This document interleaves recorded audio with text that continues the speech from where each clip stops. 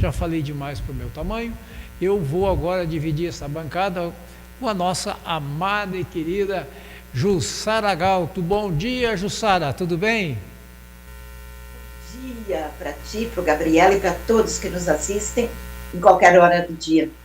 Eu tenho que sou obrigada a fazer uma correção. Tu nunca fala demais. Pode ser que algumas pessoas, isso é normal comigo, com qualquer orador, qualquer pessoa que fala em público, pode ser que não concorde com tudo que tu diz o tempo inteiro. Mas a tua palavra é uma palavra boa, é uma palavra que vem de Deus, do corpo, do fundo do teu coração, e tu não é de ficar falando abobrinha. Quando tu fala, é porque tu pensa e sente aquilo que tu está dizendo. E isso, nos dias atuais, deve ser muito respeitado, tem que ter muita relevância. Porque de bobagem, de besteira, de, como dizem, né, fake, a gente está por aqui. Então tá, é isso aí, Adilson. Tudo bem Eu contigo, concordo, Jussara? graças a Deus, quer dizer, dentro da maneira com que Deus permite que a gente esteja bem hoje, né? Estando com saúde, principalmente com sanidade, para poder encarar esse momento que é extremamente difícil, complicado, como nunca, veja bem, nunca nenhum brasileiro em nenhum tempo viveu. Nós estamos assim, no total. Então, eu estou bem dentro desse contexto, porque estou conseguindo me manter, né, mais ou menos à tona. Às vezes eu sou sobro, né, fico meio assim, parece que vou encalhar, mas não, aí continuo de novo. Por quê? Por aquilo que eu sempre digo, porque eu tenho confiança no Deus que vive em mim, que vive em ti, que vive em todos nós. E que alguns, malvados, ignoram. Mas mesmo na ignorância deles, que Deus existe e que está dentro deles, mesmo assim, eles um dia, não do melhor jeito, mas entrarão em contato com essa realidade. Não que Deus seja vingativo, mas é uma lei irrevogável, a lei do retorno. Quando a gente não gosta, maltrata, fala mal, desrespeita, qualquer ser humano e até inumano, isso aí um dia vem. Uma pessoa que, por exemplo, em alguns países, durante toda a história da humanidade, o homem costumou destruir o que já estava pronto, coisas que tinham levado séculos, milênios até para serem construídas, destruir no momento por raiva, por ira, por uma revolta, por ter sido construído por outros. Então, isso vale para tudo. Tudo que a gente planta, a gente semeia. Viram como eu estou perturbadinha? Tudo que a gente semeia, tudo que a gente colhe, acorda, Jussara, tudo que a gente colhe é porque a gente plantou um dia. E eu peço desculpas a vocês também por esses pequenos lapsos, porque haja coração, né, gente? Haja coração. Nós dormimos, eu pelo menos, acho que a maioria de quem está preocupado com o Brasil nesse momento, dorme se informando através da internet, porque vem muita mentira, vem muita baboseira, mas também vem muita coisa certa. E a gente acorda, a primeira atitude já é ver qual é a bomba que estourou, onde estourou, ou se a bomba foi boa, ou se não foi, enfim. Então, eu tento fazer com que isso não me afete, ou me afete o mínimo possível. Isso eu não posso evitar. Mas estamos, né, nesse mundo para vivê-lo de acordo com como ele se apresenta agora, nunca esquecendo que tudo que nós estamos vivendo agora, muito embora a gente não pense assim, a maioria das pessoas, o normal é jogar o corpo fora, não fiz nada para isso, eu não contribuí para isso, nós não chegamos aqui por conta da minha pessoa. Você está muito errado. Muito errado. Né, Adilson? Tudo que a gente está colhendo hoje é porque a gente semeou equivocadamente no passado. Nós vivemos num mundo, nós somos animais políticos, por excelência. Aliás, tem animais na natureza, por exemplo, que têm mais sabedoria que nós para conduzir a sua vida. Os lobos, por exemplo, né, que são considerados violentos, a natureza deles é agressiva, é defensiva também, enfim. Mas eles andam sempre juntos, se defendem, mas nunca escolhem um imbecil, o retardado do grupo, para ser o líder da manada. E o homem faz isso com frequência. Então, é um ato falho nosso, e depois é mais fácil dizer, eu não fiz nada, não contribuí com nada para isso. Então, como é que eu... Desculpe, gente, eu fico que nem, né, jogando sal na ferida.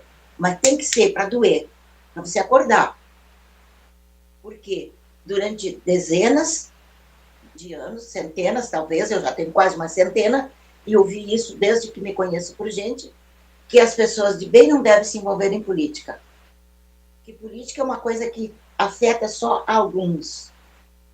E alguns que não têm caráter, alguns que não têm vergonha, corruptos, enfim. Só que não. Nós respiramos política. Quando acordamos de manhã, a primeira coisa que nós... Aliás, durante toda a noite, né? A gente está sempre fazendo isso, respiramos. Se nós respiramos um ar minimamente normal, saudável, isso nós devemos à política. Há vários tipos de política. E a política não é um ente imaginário que se move nas sombras, sem corpo, sem rosto, sem documento. Não, é um ente físico. A política se faz através das pessoas, que através das suas inteligências ou não, da sua cabeça, dos seus atos, do seu pensamento, vão construindo aquele arcabouço do qual ninguém, em nenhum país, se livra, que é a lei. Ela pode ser boa, pode ser má, pode ser péssima, mas alguém gestou essa lei na sua cabeça, e alguém verbalizou, colocou, também escreveu, colocou no papel, e nunca, muito raras vezes, a não ser depois que uma ditadura já está constituída, nunca se faz isso sozinho. Sempre, e até nas ditaduras, todos os ditadores, por mais egoístas, por mais que deixem que seu próprio ego fale, se manifeste, nós sabemos que todos têm seus conselheiros, todos têm aqueles que fazem como ele quer, para puxar saco, ou que contestam para alertar, enfim. E o Adilson falou agora na importância que tem o ministro que foi escolhido por Jair Messias Bolsonaro. É bom que a gente diga esse nome muitas vezes por dia, para sempre nos lembrarmos porque qual é o motivo da gente estar em pé e lutar hoje para salvar o nosso país. Porque nós vivíamos na cegueira, a maioria viviam na cegueira total e absoluta, até que esse homem apareceu dizendo que cantar o hino nacional era limpo, como nós, a minha geração fez na infância, quando chegava na escola, ou em qualquer solenidade, em pé, alguns com a mão no... Depois a gente copiou isso lá, quando eu era criança, achava lindo, todas as crianças do meu tempo também, botarem a mão no peito na hora que se canta o hino, a mão direita, no coração, e nos ensinou assim que a nossa bandeira, que já foi pisoteada até em palcos, onde artistas se apresentavam, ou no grande palco da rua, nas manifestações, pisoteada, rasgada, queimada, que essa nossa bandeira é o nosso orgulho. E nela está escrito ordem e progresso. E sem ordem e sem progresso, nenhuma sociedade sobrevive. Viceja, anda para frente e para o alto. Nenhuma. Nós precisamos. E a nossa bandeira tem toda essa sabedoria. E ele ensinou que a gente se enrolar, até tô de verde hoje, né? Adoro verde. Que a gente se enrolar na bandeira é um sinal de respeito. Como todas aquelas pessoas que estavam lá em Brasília, como eu também já tive, como milhares de outros brasileiros já tiveram, como em ocasiões de ter 2 milhões de pessoas lá em Brasília, assim, aquele mar, sempre foi negado esses números, esses altos números sempre foram negados por quem, entre aspas, faz a informação no nosso país, que quem faz a informação no nosso país é uma quadrilha também, que é paga com o nosso dinheiro, é paga com dinheiro público para demandar contra nós, para agir de maneira que a gente se sinta ofendido, humilhado, perdido assim, sem ter o que fazer na vida, e então optando pelo pior, que é o que eles nos mostram todos os dias, que é a mentira, a devassidão, que é tudo que tem de ruim nesse mundo, a imprensa brasileira mostra, a que pode mostrar, a que pode falar, a que vem com a maior cara dura dizer mentiras assim que, uau, decaiu o queixo. Mas é assim que a gente vive. E vamos misturando os assuntos, porque isso também faz parte da vida. Uma coisa puxa a outra. Então, dizia o Adilson, parabenizando o ministro que foi eleito, que foi colocado pela inteligência, pela vontade cristã do Bolsonaro, Adilson, eu acho muito bom que ele tenha feito, eu acho sensacional. Só que ele está fazendo apenas a sua obrigação. Ele está agindo como todo homem de bem que aprendeu um dia que existe lei, que existem normas, que existem regimentos que devem ser seguidos. E, principalmente, entre todas essas leis, normas e regimentos, nós temos a Constituição. E ele está fazendo o que reza a Constituição. Vale dizer, caminhando dentro das 4 linhas.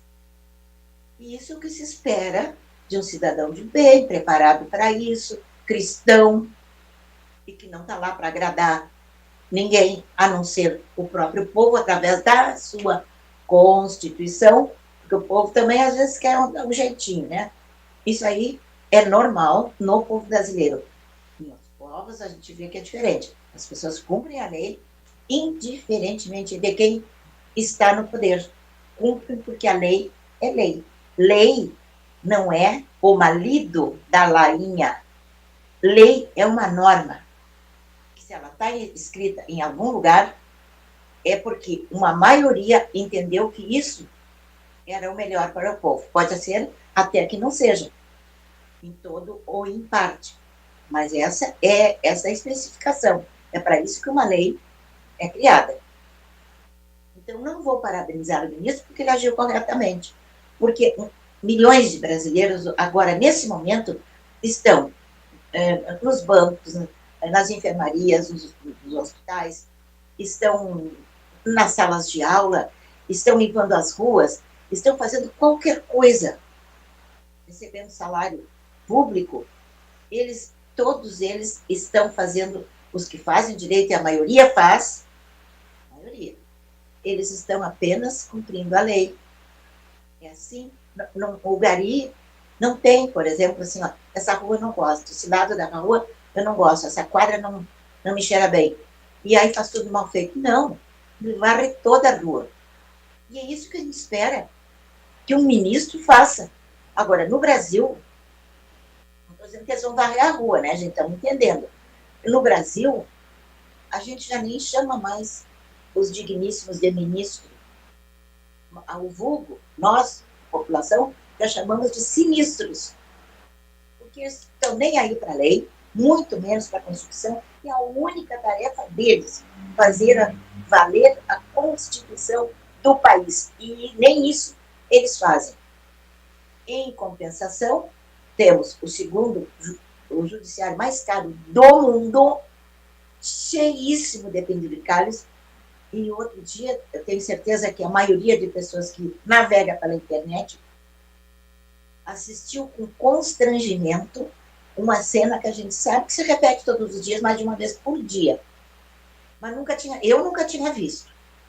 Mas outro dia mostraram os ministros chegados, afogados, na beira da mesa, onde senta, e outra fila de pessoas também de preto, atrás, um atrás de cada ministro. Para mim foi extremamente doloroso e constrangedor. Então, os ministros ficam ali, aí essa segunda linha aí, ganhando muito bem, mas muito menor, muito menos que os próprios ministros, claro, né? Porque estão ali para quê? Para empurrar as cadeiras para aquelas bundas preciosas sentarem-se sem precisar fazer nenhum esforço. Gente, que vergonha! A gente que já viu, né, ministros de Estado indo a pé para o serviço, em alguns países da Europa. Agora, a gente tem que ter conhecimento, consciência de que aqueles cretinos, malvados, perversos, demônios, maioria deles, e tem até um outro ser humano serviu ali atrás para empurrar as cadeiras, porque nem esse gesto de puxar a cadeira aqueles cretinos fazem. Alguém pago com o nosso dinheiro, e eu repito muito isso para aqueles, principalmente os que não gostam de política, porque eles são pagos com dinheiro dos nossos impostos. E quem determina o valor dos impostos são os políticos. É a classe política em todas as esferas da nação. Então não me venha dizer que política você não faz. Faz. No momento que tem uma pessoa, um ser humano, pago regiamente, só para empurrar a cadeira para baixo da bunda do ministro, você é conivente com isso. Você está batendo palmas. E aí, olha meu dinheiro como é bem aproveitado. Olha só que maravilha. Por isso que eu digo sempre, sou chata, mas vou repetir sempre, ou repetirei sempre, que for possível e necessário. Nada acontece aqui dentro dessas linhas imaginárias que fazem as fronteiras brasileiras do país, que é imenso. Tudo que acontece, você tem a ver com isso. Então, já que você tem a ver com isso, como? Se eu não sou político, fazendo políticos. Você é responsável na medida em que faz um vereador, um prefeito, um governador, um presidente da república, um deputado, um senador, etc. Mas os empregados, os que trabalham, eles não tem nada a ver com isso. Tem sim. Ele foi colocado ali, ou foi colocado por um concurso, um esforço próprio, mas vai ser pago com o nosso dinheiro. Ou foi penduricário de alguém. Alguém que foi levado para você, por você, ao poder, através do seu voto. O voto, eu digo isso há décadas, e agora eu já vejo muitos políticos usando essa analogia. O voto é uma procuração que você assina para que alguém haja em seu nome. Você não pode estar lá, mas alguém vai ou levantar um país, levantar a sua qualidade de vida, ou acabar com tudo, ou derrotar com tudo. Porque ele estará recebendo, além do seu dinheiro, além do nosso dinheiro, ele estará recebendo muito mais através de propina que vem pela corrupção. Então, vocês vejam como é grande a nossa responsabilidade. Como, até que ponto nós somos responsáveis por tudo que acontece no país, no nosso país. O país dos outros é dos outros. Vamos falar sobre o Brasil. Então, temos um outro ministro que, no meu entender, é um vacilão, muito embora seja o mais qualificado de todos para estar ali, porque tem carreira de magistrado, porque se preparou a vida inteira, passou por uma primeira, segunda instância, até chegar a ser ministro, que é o Fux. Mas é um vacilão.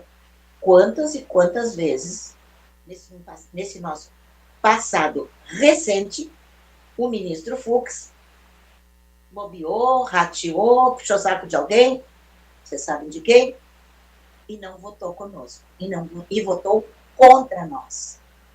Agora, né, nas últimas paradas, digamos assim, ele teve um comportamento quase digno. Quase porque o passado trai ele. O passado dele o trai. E ele acabou, inclusive, fora dessa lista que tira o direito da maioria desses ministros ou sinistros entrarem nos Estados Unidos. Continuando aqui, né? Não estou saindo fora do assunto, mas trazendo a lembrança de vocês que isso aí não é uma briguinha do Trump contra o cachaceiro. Não é uma birraça do Trump contra os brasileiros. Não. Isso é uma guerra muito mais ampla. O Bolsonaro está sendo um instrumento para o Trump não permitir que a gente continue descendo lomba abaixo, em ritmo acelerado, para cair nos braços do comunismo E já, na verdade, não adianta a gente querer copiar, já é quem está mandando no Brasil. Não é oficial, muito embora o cachaceiro diga, se acha um Mao Tse Tung, que ele é comunista graças a Deus, e que ele gosta de fazer vassalagem para todos os tiranos, todos os ditadores do mundo, hoje em dia, manda a gente nos funerais, manda a gente nas posses, abre aquela, defeca pela boca, aplaudindo as atrocidades que eles cometem contra um povo chamado Israel, contra um país chamado Israel. Ele já sumiu. Não viu ainda quem não quis, o que ignora ou que não gosta de política e que não vai se meter porque não é da sua área. Só que veja, a gente volta sempre para o mesmo lugar.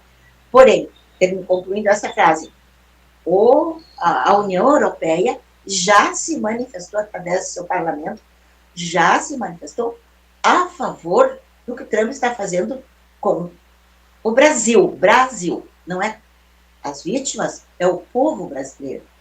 Mas porque quem comanda o Brasil, ou desgoverna o Brasil, é um comunista. E os povos livres, os homens sensatos, que sabem que a liberdade é o segundo maior bem depois da vida, esses homens estão a favor, são de direita, estão a favor da direita, e, portanto, estão contra a esquerda e contra o comunismo. Então, vejam bem, não é o Trump que é perraceiro, que é, como dizem, né, galhofeiro, e que gosta de todos esses adjetivos injuriosos que os comunas, que a esquerda dirige ao Trump.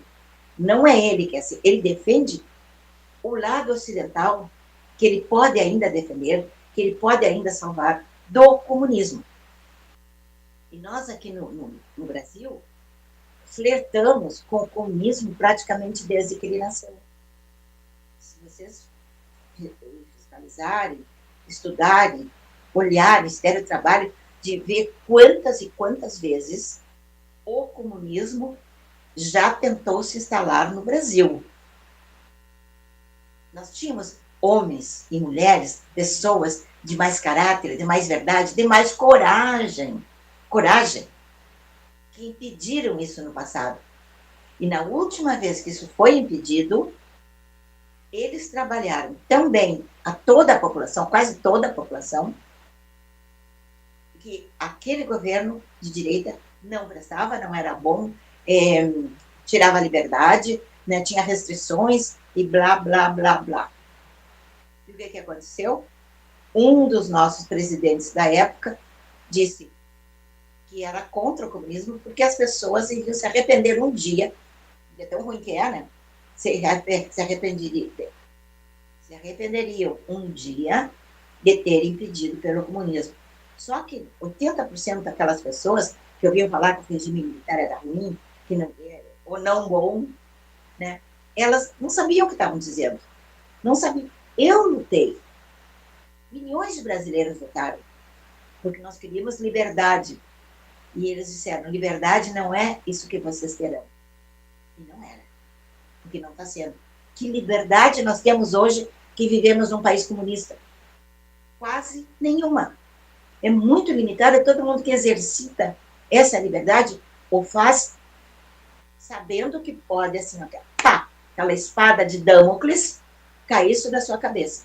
Isso pode ser eu, qualquer um deputado, qualquer não, né? Mas um deputado, uma pessoa que tem um cargo, cujo cargo esse está defendido na Constituição, dizendo que o parlamentar é inviolável no exercício do seu mandato. É o artigo 5º, e vocês comecem a ler o artigo 5º da Constituição, para vocês verem como a gente tem razão.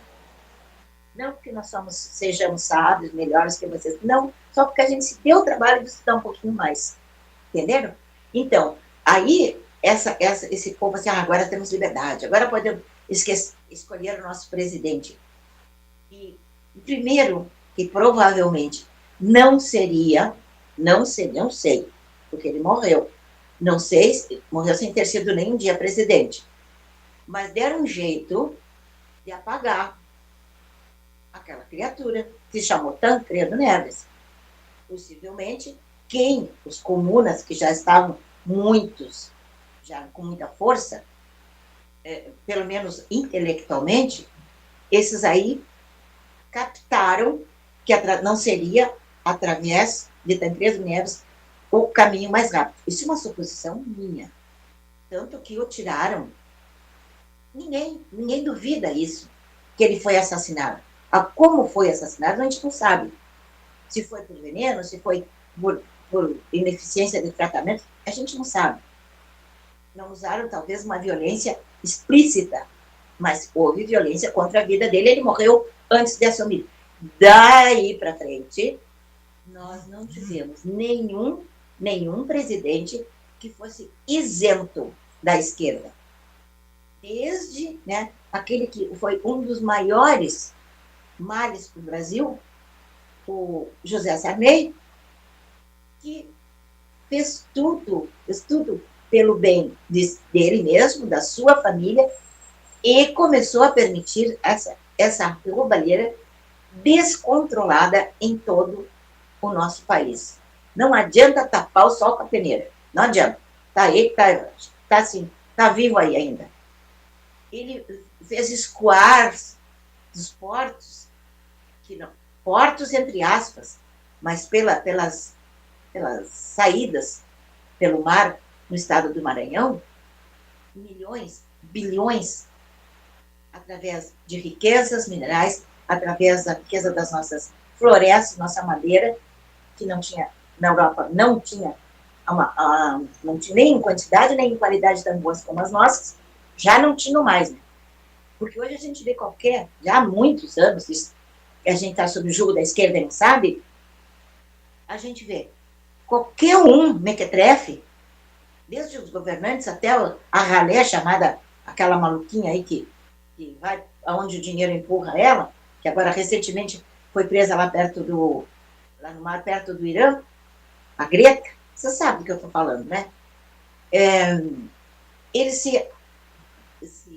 sempre se avocaram para eles mesmos o direito de criticar o Brasil pela destruição das suas matas, etc. Matas, rios e outros privilégios da natureza, ou bênçãos da natureza, que eles já destruíram há séculos. Detonaram. Nós temos na Europa, com frequência, rios sem mata ciliar. Isso significa o quê? Não que eles nunca tenham tido, porque senão seriam canais. Desde a pré-história, eram rios. E hoje, as suas margens são despovoadas de árvores. Porque a mão do homem fez isso. Mas eles fizeram. E não querem, para fazer política suja, não querem que isso aconteça no Brasil, que tem sido um dos países que mais preserva suas matas nativas. Muito embora esse assunto gere muita controvérsias, mas é só a gente sair por aí para a gente descobrir que isso é verdadeiro. A própria esquerda, com toda a sua classe artística, esses artistas tinham que pegar a lei Magnitsky, esses artistas tinham que ter uma punição, porque eles fizeram campanhas contra o Brasil no momento em que o Brasil ainda era preservado ou preservava a sua natureza. Lembrem disso. Hoje, que a natureza brasileira, principalmente na Amazônia e no Pantanal, está sendo destruída, derrocada como nunca na história, eles estão mudos, calados, porque eles perderam a sensibilidade, porque eles têm outros desejos, ou têm causas maiores e melhores. Não. Por causa de uma coisinha simples chamada Lei Rouanet. A Lei Rouanet abastece toda a classe espúria, toda a classe artística espúria do Brasil. E eu digo toda porque tem alguns que outrinhos, assim, que não... Outrinhos é bom, né? Eu criei agora. Que não estão pervertidos ou convertidos à esquerda. Agora, todos os outros, inclusive acabou de falecer, de ir para o mundo espiritual, não sei qual é o mundo que ela foi, ninguém pode saber, mas que e foi ostomizada, me disseram que é o certo, ostomizada, como ela debochou, criticou do Bolsonaro quando também estava com a sua bolsinha. Ela chamou ele de saco de bosta, chamava ele de saco de bosta. Aí vem aquilo que eu comecei, aquela coisinha que eu falei lá no início do programa, né? A lei do retorno. Não é praga, eu não desejo nem que o cachaceiro tenha uma morte mais rápida, mais cruel, não. Eu não me preocupo com isso. Não me preocupo com os artistas, nem com aqueles todos que demonizaram o Bolsonaro e acabaram perdendo as suas vidas muito brevemente. Deus que vingou? Não. Não. Eles semearam, fizeram semeadura errada. Eles contribuíram para que eles mesmos tivessem esse fim. Mas, então, eu não desejo que ninguém se estrepe, que ninguém se ferre, além da conta do que deve ser mesmo. Só fico alertando as pessoas, vamos cuidar com a nossa semeadura. E faz parte dessa semeadura a nossa preocupação com o bem-estar social, político, religioso do país, através do voto, que nós agora fazemos uma exigência que ele seja escrito, que nós possamos controlar em quem a pessoa votou. Não através de um sistema eletrônico fantasmagórico, invisível, que só alguns, 1 ou 2 privilegiados por eleição, ou talvez não chegue a 10, tenham acesso. E ainda pior, possam manipulá-los. Vejam bem, vamos, levante-se da cadeira agora, e onde tiver alguém, uma bandeira, levantando uma bandeira pelo voto escrito, você vai atrás. Mesmo que vote na esquerda. Mas você terá, apesar de ser esquerdista, todo o direito de saber que o seu voto foi válido e não covardemente anulado. Está entendido isso aí? Está bem compreendido? Então, como o tempo já está se esvaindo, já quase chegando ao final, eu quero dizer a todos, como dizia no começo, estou perturbada, eu rezo muito, ou oro na linguagem de outros, de uma forma especial que eu tenho, que é minha, e é muito subjetiva, o meu contato direto com Deus, através do meu coração, diálogos assim, ó, graças a Deus, eu acho maravilhosos, né? Não são cabulosos, como os diálogos dos encapetados com o capeta, ou com o mundo que o capeta criou, né? À margem da sociedade. Não gostaria que essas pessoas morressem todas marginalizadas. Eu gostaria que elas tivessem uma redenção e parassem de fazer mal aos seus semelhantes. Isso que eu gostaria. Mas então, façam isso. Se recolham na intimidade, mesmo quando estiver dirigindo. Quem não sabe orações de cor? Maioria, todo mundo sabe. Mas faça a sua oração. Faça a sua ligação direta com Deus. Não precisa da chavezinha nem do botãozinho para ligar esse carro. Faça com amor. Abra seu coração. E Deus interpretará as suas orações do jeito que só Ele sabe fazer. De uma forma justa, de uma forma que vai beneficiar. Jamais para prejudicar ninguém. Quando uma coisa acontece prejudicando a uma pessoa ou a milhares ou milhões delas, essas pessoas prepararam aquele caminho e você sabe do jeito. Prepararam. Então, mantenham-se calmos, serenos, dentro do possível, porque a internet, ela é maravilhosa na medida em que nos possibilita, faculta, que a gente se comunique instantaneamente em qualquer lugar do mundo. Uma pessoa pode estar no alto do Everest, ou pode estar no deserto, mas haverá satélites que lhe darão a possibilidade de se comunicar através da internet. Então, ela pode ser maravilhosa, salvadora, redentora, mas também tem o seu lado oposto ao positivo, o seu lado negativo, das mentiras, né, das falácias, daquele discurso melífluo, meloso, né, que é feito com a intenção de desviar a sua atenção do que é certo, do que é bom, do que é plausível. Combinado? Não se desespere. Isso, às vezes, quase acontece comigo. Hoje é um dia que a internet está bombando de informações contraditórias. Algumas que levam a gente para o fundo do poço e outras que trazem a gente de volta. É Tem, verdade. como diz a oração da serenidade, Gilson, tenho, assim, ó, a capacidade, a inteligência de distinguir o que é bom e o que não é bom. O que é bom não deixa você ser muito eufórico. Agora sim, então salve. Chegou o Salvador. Ou então, meu Deus, não temos salvação. Estamos no fundo do poço e acabou. Zé, fini. Só que não é assim. Vamos buscar o caminho da sabedoria. O caminho que Cristo e outros iluminados percorreram para nos ensinar, para nos mostrar como é que nós temos que fazer. Nós erramos muitas vezes. Também pertence à nossa natureza divina o livre-arbítrio. Nós podemos fazer o que quisermos e fazemos, do bem, de bem ou do mal, a hora que quisermos e até quando quisermos. Isso se chama uma coisa intocável. Nem Deus mexe com isso, porque nos dotou dessa sabedoria para a gente fazer a coisa certa. Há quem não faça, aí não é problema de Deus, não é problema da criação divina. Aliás, a criação divina não tem problemas, só tem soluções, desde que a gente saiba percorrer os caminhos certos. Está terminando o nosso tempo, né, Adilson? Está terminando, está terminando.